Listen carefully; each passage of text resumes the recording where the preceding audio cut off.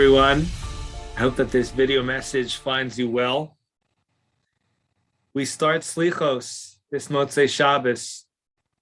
All of us should take time out to reflect upon what that means. Selichos are the extra part of our liturgy. The extra part of our liturgy where we pour out our hearts, try to focus ourselves. We begin the process of seeking forgiveness, of seeking rehabilitation, where our relationship with the Almighty can once again be cleansed, reconstituted, reimagined, and renewed. And I want to share with you a Gemara in Brachos. It behooves us to analyze this Gemara.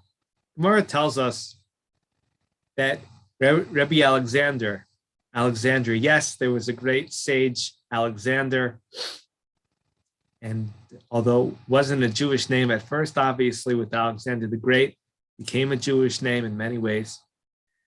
Rabbi Alexander had a practice when he was done with his prayers, a major moment for him to begin his day. At the end of those prayers, he would recite the following. This was his own addition to the liturgy. He would talk to God, talk to his creator and say, Ribon Holamim, Master of the worlds, Galui v'yadua, it's known before you, Shirtzonenu lasus v'sonecha, that our will as a people, this sage said, is to do your will. We want to do what you want us to do. Our will is to do your will. It's axiomatic. He presumes that, takes it for granted. But he says in this prayer, quite profoundly, Umima Akev, who blocks us? What gets in our way? Why is the end result not the initial intention? Why is there not a successful follow-through of Ritzonenu Lasos Ritzonecha? We want to do what you want us to do, but that's not the end result. What happens? Well, what gets in the way? It says two things. This is in his liturgy and that he adds every day. It says evil inclination, and he says our subjugation to kingdoms not our own, shibud malchios, to other forces or governments or influences living in other empires that are foreign to us and to who we are in terms of our identity. The Gemara says, how did he conclude? He acknowledges our will is your will. Something gets in our way as I go about my day. Doesn't end up always the way that I intended. Yehirat son, let it be your will, he concludes. Save us from these two impediments, from these two barriers, these two categories of barriers. The nashuv lasos chukei ritzon b'lev shalem, and return us to your will. We start every day. Our will is your will, but something gets in the way. Return us to perform with a perfect heart your will. And there's nothing disingenuous about this. Every day we have good intentions. We should have good intentions. And if we don't have good intentions, we have the opportunity to write that ship.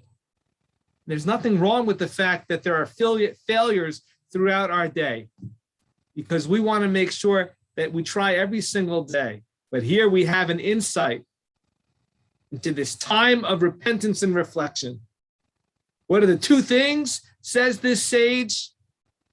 It's that we all have such inclinations. We have these distractions. We have these basic desires, instincts that we need to control, that we need to be more sophisticated and be less instinct and more thoughtful, more conscientious, more mindful. So we need to control that part of our humanity. Everyone has the Yetzer Hara. Everyone has this attachment to luxury and decadence and a certain kind of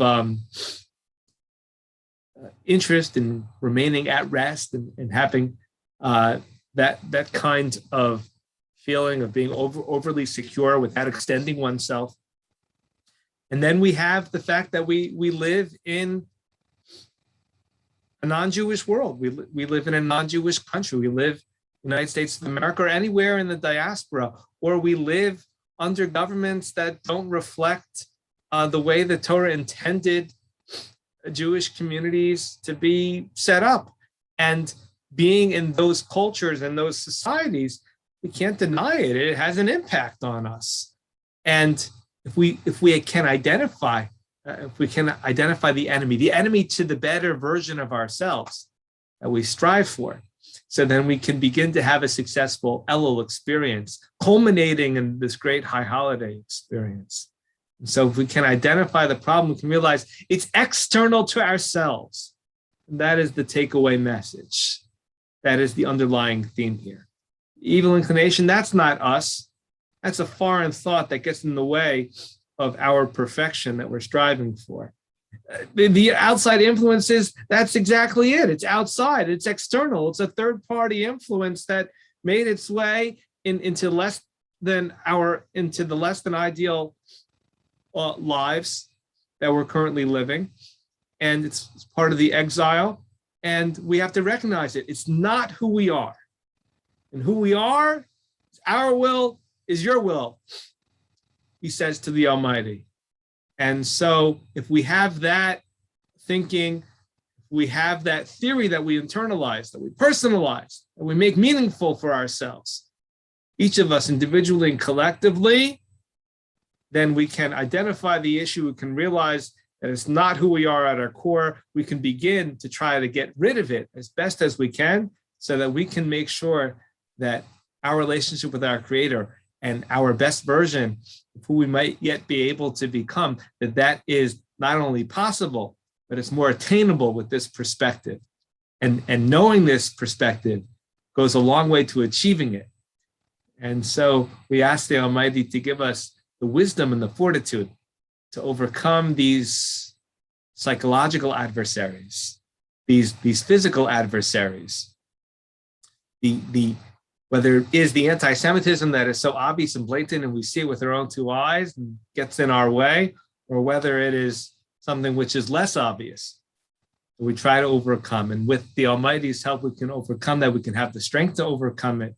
We ask the Almighty that the Almighty allows it to be so. Thank you and have a wonderful Shabbos.